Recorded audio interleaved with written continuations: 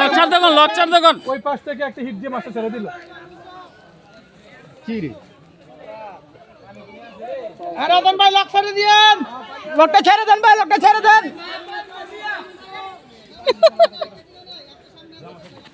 বসছি দেন কি বসছি আরে লক ছাড়েন না কামিয়া।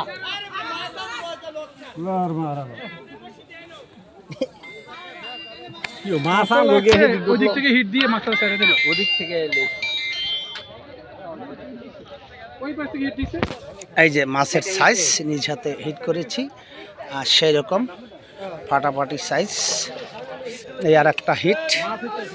এই রহমান খেলতে, রহমান আতত ব্যথা হয়ে যায়, খেলা সম্ভব না, আতত ব্যথা হয়ে যাচ্ছে।